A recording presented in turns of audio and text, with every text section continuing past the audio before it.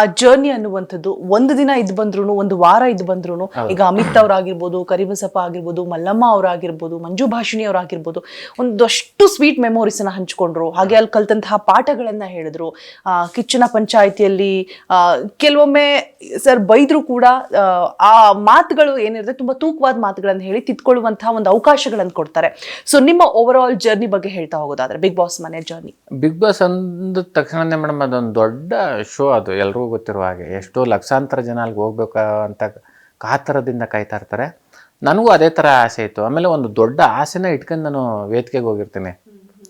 Sudeep sir ಈ ಕಡೆಯಿಂದ ಹೋಗ್ಬೇಕಾದ್ರೂ ವೇದಿಕೆ ಮೇಲೆ ಕೇಳ್ತಾರೆ, ಏನಕ್ಕೆ ನೀನು ಬಿಗ್ ಬಾಸ್ ಏನು ಅವಶ್ಯಕತೆ ಅಂತ. ಆಗ ನಾನು ಸರ್ಗೂ ಹೇಳಿರ್ತೀನಿ, ಸರ್ ನಮ್ಮದೊಂದು ಚಿಕ್ಕ ಗ್ರಾಮ ಸರ್, ಒಂದು 80 ಮನೆ ಇರುವಂತಹ ನಮ್ಮ ಊರು, ದೊಡ್ಡೇಗೌಡನ ಕೊಪ್ಪಲು ಅಂತ. ನಮ್ಮ ಊರಿನಲ್ಲಿ ಒಂದು ಬಸ್ಸಿನ ವ್ಯವಸ್ಥೆ ಈಗಲೂ ಇಲ್ಲ ಸರ್, ಮತ್ತು ಒಂದು ಆಸ್ಪತ್ರೆ ಇಲ್ಲ ಸರ್, ಒಂದು ಚಿಕ್ಕ ಆಸ್ಪತ್ರೆ. ಇದನ್ನು ಏನೋ ಒಂದು ಆಗಬೇಕು ಅಂತ ಆಸೆ ಸರ್. ನೀವು ಸಂಬಂಧಪಟ್ಟ ಅಧಿಕಾರಿಗಳಿಗೆ ಸುದೀಪ್ ಸರ್ ಏನಾದರೂ ಒಂದು ಹೇಳಿದ್ರೆ ಈ ಥರದ್ದು ಅಂದರೆ ಅದು ಬೇಗ ಆಗ್ಬೋದೇನೋ ಅಂತ ಒಂದು ಆಸೆ ಇಟ್ಕೊಂಡು ನಾನು ಹೋಗಿದ್ದೆ. ಬಟ್ ಅಲ್ಲಿ ಅದೇ ಥರ ನಾನು ಆಡ್ತಾ ಇದ್ದೆ. ಒಂದು ಉತ್ತಮನೂ ತಗೊಂಡಿದ್ದೆ. ಉತ್ತಮ ತಗೊಂಡ್ಮೇಲೆ ನನಗೆ ಒಂದು 4-5 ದಿನದಿಂದ ಅನ್ನಿಸ್ತು ನನಗೆ ಬೇಡ ಬಿಗ್ ಬಾಸ್ ಅಂತ ಅನ್ನಿಸ್ತು. ಅದಕ್ಕೆ ನಾನು ಆಚೆ ಬಂದೆ. ಕಿಚ್ಚನ ಚಪ್ಪಾಳೆ ಕೂಡ ಸಿಕ್ಕಿರುತ್ತೆ. ಕಿಚ್ಚನ್ ಚಪ್ಪಾಳೆ ಸರ್ ಅದು ಸಿಕ್ಕಿಲ್ಲ, ಉತ್ತಮ ಸಿಕ್ಕಿರುತ್ತೆ. ನಾನು ಹೋಗೋಣ ಅಂತ ನಿರ್ಧಾರ ಮಾಡ್ಕೊಂಡು ನಾನು ಹೋಗ್ಬೇಕಾದ್ರೂ ಅಷ್ಟೇ ಯಾರನ್ನೂ ಮಾತಾಡಿಸ್ನಿಲ್ಲ ನಾನು. ಅಂದರೆ ನನಗೆಲ್ಲ ಅವರು ಏನು ಮನಸ್ತಾಪ ಆಗೈತೆ ಅಂತನೂ ಅಲ್ಲ, ನಾನು ಎಲ್ಲರ ಜೊತೆನೂ ಚೆನ್ನಾಗಿದ್ದೆ, ಎಲ್ಲರೂ ನನ್ನ ಜೊತೆನೂ ಚೆನ್ನಾಗಿದ್ರು. ಬಾಯಿ ತುಂಬ ಚಂದ್ರಣ್ಣ ಅಂತ ಮಾತಾಡಿಸ್ತಾ ಇದ್ರು. ನಾನು ಎಲ್ಲರೂ ಪ್ರೀತಿಯಿಂದ ಪಿ ಅಂತ ಮಾತಾಡಿಸ್ತಿದ್ದೆ. ಅದರಿಂದ ನಮ್ಮ ಎಲ್ಲರ ಒಂದು ಬಾಂಧವ್ಯ ತುಂಬ ಚೆನ್ನಾಗಿತ್ತು. ಯಾರ ಮೇಲೂ ನನಗೆ ದ್ವೇಷ ಈ ಥರದ್ದು ಏನೂ ಇಲ್ಲ. ಬಟ್ ಅದೇನೋ ಗೊತ್ತಿಲ್ಲ, ನನಗೆ ಇಷ್ಟ ಆಗಲಿಲ್ಲ ಬಿಗ್ ಬಾಸು. ಅದರಿಂದ ಹೋಗ್ಬೇಕಾದ್ರು ಯಾರು ಮಾತಾಡಿಸ್ತೆ ಬೇಗ ಬಂದ್ಬೋಣ ಅಂತಲೇ ಬರ್ತಾಯಿದೆ. ರಕ್ಷಿತಾ ಬೇಗ ಬಂದು ನನ್ನ ಕೈ ಇಟ್ಕೊಬಿಟ್ರು. ಆಗ ಅಳ್ತಾ ಚಂದ್ರಣ್ಣ ಒಂದು ಸಲ ಮಾತಾಡಿ ಅಂತ ಅಂದರು ಎಲ್ಲರೂ. ನಾನು ಸುಮ್ಮನೆ ನಾನು ಏನು ಮಾತಾಡಿದೆ, ಸುಮ್ಮನೆ ಹಂಗೆ ತಲೆ ಸಾವ್ರ್ಬಿಟ್ಟು ಹಾಗೇ ಬಂದೆ. ನಾನು ಒಂದು ತಿರುಗು ನೋಡಲಿಲ್ಲ ಬಿಗ್ ಬಾಸ್ನ. ಹೌದು ನೋಡಬೇಕು, ನಾನು ಎಷ್ಟು ದಿನ ಇದ್ದೆ ಮನೇನ, ಇನ್ನು ನೋಡೋಕ್ಕಾಗ್ತದೋ ಇಲ್ವೋ ಅದು ಗೊತ್ತಿಲ್ಲ. ಬಟ್ ನಾನು ನೋಡ್ನೂ ಇಲ್ಲ, ಹಾಗೇ ಬಂದ್ಬಿಟ್ಟೆ, ಒಬ್ಬರನ್ನು ಮಾತಾಡಿಸ್ತಾ ಇದ್ದೆ. ಓಕೆ, ನೀವು ಹೇಳಿದ್ರಿ ಸುದೀಪ್ ಅವರು ವೇದಿಕೆ ಮೇಲೆ ಕೇಳಿದ್ರು ನಿಮಗೆ ಬಿಗ್ ಬಾಸ್ ಯಾಕೆ ಬೇಕು ಅಂತ. ನಾನು ಅದೇ ಪ್ರಶ್ನೆ ಕೇಳ್ತೀನಿ. ಬಿಕಾಸ್ ನೀವು ಹೆಸರು ಮಾಡಿದ್ದೀರಾ, ಮನೆ ಮಾತಾಗಿದ್ದೀರಾ, ನಿಮ್ಮ ಕಾಮಿಡಿ ಮುಖಾಂತರ ಆಗಿರ್ಬೋದು, ಪರಿಚಿತರು ನೀವು ಕರ್ನಾಟಕ ಜನತೆಗೆ. ಸೊ ಆ ಬಿಗ್ ಬಾಸ್ ಅನ್ನುವಂಥದ್ದು ನೀವು 2 ಕಾರಣಗಳನ್ನ ಕೊಟ್ರಿ. ಅಂದ್ರೆ ನಿಮ್ಮ ಒಂದು ಚಿಕ್ಕ ಗ್ರಾಮದಿಂದ ಬಂದಿರ್ತೀರಾ, ಅಲ್ಲಿ ಒಂದು ಆಸ್ಪತ್ರೆ ಬೇಕಾಗಿರುತ್ತೆ.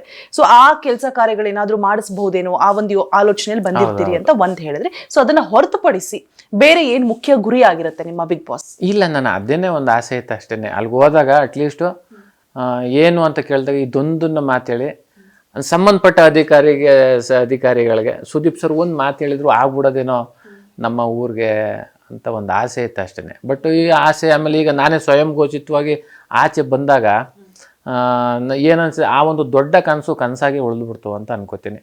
ನೋಡೋಣ ಮುಂದೊಂದು ದಿನ ಏನಾದರೂ ನನ್ನ ಕೈಲಾದ ನಮ್ಮ ಗ್ರಾಮಕ್ಕೆ ನಾನೊಂದು ಅಳಿಲು ಸೇವೆ ಥರ ಏನಾರು ಮಾಡಬೇಕು ಅಂತ ಅನ್ಕೊಂಡಿದ್ದೆ. ನಿಜಕ್ಕೂ ನಂಗೂ ಬೇಸರ ಆಗ್ತದೆ. ಬಿಕಾಸ್ ಎಷ್ಟು ಜನ ಕಂಟೆಸ್ಟೆಂಟ್ಸ್ ಗೆದ್ದಿರೋರ ಮನಸ್ಸಲ್ಲಿ ಈ ರೀತಿಯಾದಂತಹ ಒಂದು ಆಸೆ ಇರುತ್ತೋ ಇಲ್ವೋ ನಂಗೆ ಗೊತ್ತಿಲ್ಲ. ಸಾಕಷ್ಟು ಜನ ನಾವು ಸೈಟ್ ತಗೋಬೇಕು, ಮನೆ ತಗೋಬೇಕು, ಮತ್ತೇನೋ ಮಾಡಬೇಕು, ಕೆಲವರು ಹೆಲ್ಪ್ ಮಾಡಿರೋದು ಉಂಟು. ಬಟ್ ನಿಮ್ಮ ಒಂದು ಆಲೋಚನೆ ಅದ್ಭುತವಾಗಿತ್ತು. ಅದು ಕನಸು ಈಡೇರದೆ ಇರೋದಕ್ಕೆ ಬೇಸರ ಕೂಡ ಆಗ್ತಾ ಇದೆ. ಮುಂದಿನ ದಿನಗಳಲ್ಲಿ ಅದಾಗ್ಲಿ ಅಂತ ಆಶಿಸ್ತಾ, ಮನೆಯವರ ಸಪೋರ್ಟ್ ಅನ್ನೋದು ತುಂಬಾ ಮುಖ್ಯ ಆಗಿರುತ್ತೆ ಸರ್. ಈಗ ಎಷ್ಟೋ ಜನ ಬಿಗ್ ಬಾಸ್ಗೆ ಹೋಗ್ಬೇಕು ಅಂದವ್ರಿಗೆ ಬೇಡ, ಅಲ್ಲಿ ಬೇರೆ ಥರನೇ ಇರುತ್ತೆ, ಆ ಸ್ಕ್ರಿಪ್ಟಿಂಗ್ ಇರುತ್ತೆ, ಅವ್ರು ಹೇಳ್ದಾಗೇನೆ ನೀವು ಮಾಡಬೇಕಾಗತ್ತೆ, ಸುಮ್ಮನೆ ಜಗಳ ಮಾಡಬೇಕು, ನೀವಲ್ಲಿ ಹೇಗಿರ್ತೀರ ಅನ್ನೋದು ನಿಮಗೆ ಗೊತ್ತಾಗೋದಿಲ್ಲ, ಹೊರಗಡೆ ಬೇರೆ ಥರ ಕಾಣಿಸ್ಕೊಳ್ತಾ ಇರ್ತೀರಾ, ಆ ಥರ ಎಲ್ಲ ಒಂದಷ್ಟು ರೀಸನ್ಸನ್ನು ಕೊಟ್ಟು ಎಷ್ಟೋ ಜನ ಬಿಗ್ ಮನೆಗೆ ಹೋಗೋದಕ್ಕೆ ಹಿಂದೇಟನ್ನು ಹಾಕ್ತಾರೆ. ಸೊ ನಿಮ್ಮ ಮನೆಯಲ್ಲಿ ಎಷ್ಟು ಸಪೋರ್ಟ್ ಇತ್ತು ನೀವು ಬಿಗ್ ಮನೆಗೆ ಹೋಗೋದಕ್ಕೆ? ಬಿಕಾಸ್ ನೀವು ಒಂದು ಪಾಸಿಟಿವ್ ಇತ್ತು, ಚಂದ್ರಪ್ರಭಾ ಅಂತ ಹೇಳಿದ್ರೆ ಒಳ್ಳೆ ಕಾಮಿಡಿ ಮಾಡ್ತಾರೆ, ಒಂದೊಳ್ಳೆ ಪಾಸಿಟಿವ್ ಇತ್ತು. ಅದು ನೆಗೆಟಿವ್ ಆಗತ್ತೇನೋ, ಬೇಡ, ನಿಮ್ಮ ವ್ಯಕ್ತಿತ್ವಕ್ಕೆ ಕಳಂಕ ಬರುವಂತಹ ಸಿಚುವೇಶನ್ಸ್ ಬರುತ್ತೇನೋ, ಬೇಡ ಅಂತ ಏನಾದರೂ ತಡೆದ್ರ ಅಥವಾ ಸಪೋರ್ಟ್ ಮಾಡಿದ್ರ? ಇಲ್ಲ ಮೇಡಮ್, ಈಗ ಎಷ್ಟೋ ಜನ ಬಿಗ್ ಬಾಸ್ ಮನೆಗೆ ಹೋದ್ರು ಹೊರಗಡೆ ಎಲ್ಲ ತುಂಬ ಇದು ಸ್ಕ್ರಿಪ್ಟೆಡ್ ಹಾಗೆ ಹೇಗೆ ಅಂತ ಮಾತಾಡ್ತಾರೆ. ಬಟ್ ಅದು ತಪ್ಪು, ಅದು ಹಾಗೆಲ್ಲ ಮಾತಾಡೋದು. ಯಾಕೆಂದರೆ ಒಂದ್ಸಲ ಕಲಾವಿದರು ಎಲ್ಲರನ್ನೂ ಒಳಗಡೆ ಬಿಟ್ಟು ಒಂದ್ಸಲ ಲಾಕ್ ಮಾಡ್ತು ಅಂದರೆ ಅಲ್ಲಿ ಏನು ಆಡ್ತೀವಿ ಎಲ್ಲ ನಮ್ಮಾಟನೇ ಆಗಿರ್ತೇವೆ ವಿನಃ ಬೇರೆ ಏನು ಸ್ಕ್ರಿಪ್ಟೆಡು ಅದು ಇದು ಒಳಗಡೆ ಯಾರೂ ಬರೋಲ್ಲ.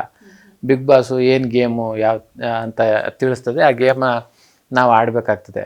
ಬಟ್ ನಾವು ಯಾಕೆಂದರೆ ಸುಮ್ಮನೆ ಏನೋ ಗೊತ್ತಿಲ್ಲದ್ರಾಗ ಮಾತಾಡ್ಬೋದು, ಅದೆಲ್ಲ ತಪ್ಪು ಅಂತ ನಾನು ಹೇಳಕ್ಕೆ ಇಷ್ಟಪಡ್ತೀನಿ. ಓಕೆ, ಈಗ ನೀವು ಹೇಳಿದ್ರೆ ಸ್ಕ್ರಿಪ್ಟೆಡ್ ಅಲ್ಲ, ಅದೆಲ್ಲ ತಪ್ಪು ಅಂತ ಹೇಳ್ಬಿಟ್ಟು, ಈಗ ಸುಖ ಸುಮ್ಮನೆ ಜಗಳ ಆಡ್ತಾರೆ ಅಂದರೆ ನಮಗೆ ನೋಡೋರಿಗೆ ಏನನ್ಸುತ್ತೆ ಅಂತ ಹೇಳಿದ್ರೆ ಈ ಸಿಚುಯೇಷನಲ್ಲಿ ಜಗಳ ಆಡೋ ನೆಸೆಸಿಟಿ ಇಲ್ಲ, ಆದರೂ ಕೂಡ ಆಡ್ತಾ ಇದ್ದಾರೆ ಅಂತ ಅನ್ಸುತ್ತೆ. ನಿಮಗೆ ಆಸ್ ಎ ಕಂಟೆಸ್ಟೆಂಟ್ ಆಗಿ ಒಳಗಡೆಯಿಂದ ನೋಡಿದಾಗ ನಿಮಗೆ ಏನನ್ಸುತ್ತೆ? ನಮಗೆ ಇಲ್ಲಿ ಇವರೇ ಕ್ರಿಯೇಟ್ ಮಾಡ್ಕೊಂಡು ಜಗಳ ಮಾಡ್ತಿದ್ದಾರಾ?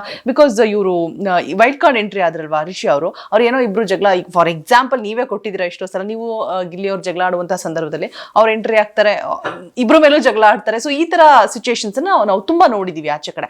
ಆಗೇನನ್ಸುತ್ತೆ? ಪರ್ಟಿಕ್ಯುಲರ್ ಯಾವ ಜಗಳ ಅಂತ ಹೇಳಿದ್ರೆ ಅದು ಏನ್ ಕಾಯಿತು ಅಂತ ನಾನು ಅದ್ರ ಬಗ್ಗೆ ವಿವರವಾಗಿ ಹೇಳ್ಬೋದು ಅಂತ. ಈಗ ರೀಸೆಂಟ್ ಆಗಿ ಅಶ್ವಿನಿ ಮತ್ತೆ ರಕ್ಷಿತಾ ಅವರ ಜಗಳ ಆಯ್ತು, ಗೆಜ್ಜೆ ವಿಚಾರಕ್ಕೆ ನೈಟು. ಸೊ ಅಲ್ಲೇ ಆಗಿರ್ಬೋದು, ಅಷ್ಟೊಂದು ತಾರಕಕ್ಕೆ ಹೋಗುವಂತಹ ಒಂದು ಸನ್ನಿವೇಶ ಅಲ್ಲಿ ಇರ್ಲಿಲ್ಲ. ಬಟ್ ತುಂಬಾ ಪದಬಳಕೆಗಳನ್ನ ಮಾಡಿದ್ರು, ಹೊರಗಡೆ ಕೂಡ ತುಂಬಾ ಕೆಟ್ಟದಾಗಿ ಪೋಟ್ರೆ ಆದ್ರು, ಮತ್ತೆ ಹೋರಾಟಗಾರ್ತಿ ಅನ್ನುವಂತಹ ಹೆಸರಿದೆ ಅವ್ರಿಗೆ. ಅದೇ ಒಂದು ಸಿಚುವೇಶನ್ ಎಕ್ಸಾಂಪಲ್ ತಗೋ. ಈಗ ಅದ್ರ ಬಗ್ಗೆ ಈಗ ನಾವು ನೋಡ್ದಂಗೆ ಕಳೆದ ವಾರದಲ್ಲಿ ಆ ವಿಚಾರದವಾಗಿ ಕೂಲಂಕುಷವಾಗಿ ನಮ್ಮ ಸುದೀಪ್ ಸರ್ ನೋಡಿದಾಗ ಏನಕ್ಕೆ ಹಂಗೆ ಮಾಡಿದ್ರು, ಯಾರು ತಪ್ಪು ಅಂತ ಹೇಳಿದರೆ ಸುದೀಪ್ ಸರ್ ಹೇಳಿದ್ರು, ಅಶ್ವಿನಿ ಮೇಡಮ್ ಅವ್ರದ್ದು ನಿಮ್ಮದು ತಪ್ಪಿದೆ, ನೀವು ಕ್ಷಮೆ ಕೇಳಬೇಕು ರಕ್ಷಿತ್ ಅವ್ರನ್ನ ಅಂತ ಕೇಳ್ತಾರೆ. ಹಾಗೆ ಕ್ಷಮೆನೂ ಕೇಳಿದ್ದಾರೆ. ಅದ್ರ ಬಗ್ಗೆ ಪೂರ್ತಿ ಕೂಲಂಕುಷವಾಗಿ ಸುದೀಪ್ ಸರ್ ಹೇಳಿದ್ದಾರೆ. ಅದು ನೀವು ನೋಡಿರ್ತೀರ ಅಂತ ನಾನು ಅನ್ಕೋತೀನಿ. ಅದರಿಂದ ಅವ್ರು ಏನೋ ಸುದೀಪ್ ಸರ್ ಕೇಳಿದಾಗ ಅಶ್ವಿನಿ ಮೇಡಮ್ ಅವ್ರು ಹೇಳ್ತಾರೆ, ಅದು ಟೆಲಿಕಾಸ್ಟು ಆಗಿದೆ ಸುದೀಪ್ ಸರ್ ವೇದಿಕೆ ಮೇಲೆ. ಅಂದರೆ ಅವ್ರೇನೋ ಗೆಜ್ಜೆ ಸೌಂಡು ಮಾಡ್ತಾ ಇರ್ತಾರೆ, ಏನೋ ಇದು ಒಂಥರ ಏನೋ ಒಂದು ಮಜಾ ಥರ ಮಾಡೋಣ ಅಂದ್ಬಿಟ್ಟು ಗೆಜ್ಜೆ ಸೌಂಡ್ ಎಲ್ಲಾಡಿಸ್ತಾರೆ. ಮಾಡಿಬಿಟ್ಟು ಯಾರು ಅಂತ ಇಡೀ ಮನೆಗೆಲ್ಲ ಗೊಂದಲ ಇರ್ತದೆ, ಏನಿದು ಗೆಜ್ಜೆ ಸೌಂಡು ಅನ್ನೋದು.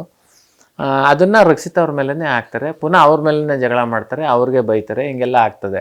ಆಮೇಲೆ ಕೊನೆಗೊಂದಿನ ಸುದೀಪ್ ಸರು ಯಾಕೆ ಜಗಳ ಏನು ಈಗ ಯಾಕೆ ನಡೀತಾ ಐತಿ ಅಂತ ವಿಡಿಯೋ ಎಲ್ಲನೂ ಪ್ಲೇ ಮಾಡ್ಕೊಂಡು ನೋಡಿದಾಗ ಅದು ಅಶ್ವಿನಿ ಮೇಡಮ್ ಅವರು ಮತ್ತು ಜಾನ್ವಿ ಮೇಡಮ್ ಅವರೇ ಗೆಜ್ಜೆ ಎಳ್ಳಾಡ್ಸಿರ್ತಾರೆ, ಅವರೇ ಮಾಡ್ಬಿಟ್ಟು ಅವರೇನೇ ರಕ್ಷಿತಾ ಮೇಡಮ್ ಅವ್ರ ಜೊತೆ ಹಾಕ್ತಾರೆ. ಆಮೇಲೆ ಸ್ವಲ್ಪ ಜಗಳ ಎಲ್ಲ ಮಾಡಿದ್ದಾರೆ. ಅದರಿಂದ ನೀವೇ ಮಾಡಿ ರಕ್ಷಿತನ ಮೇಲೆ ಯಾಕೆ ಹಾಕ್ತಾರೆ, ಇದು ನಿಮ್ಮದೇ ತಪ್ಪಲ್ವಾ ಅಂತ ಹೇಳ್ತಾರೆ. ಅದರಿಂದ ಅವರು ಇಲ್ಲ ಸರ್ ನಾವೇನೋ ತಮಾಷೆ ಮಾಡೋಣ ಅಂತೋದು ಹಾಗೆ ಹೀಗೆ ಅಂತ ಹೇಳ್ತಾರೆ.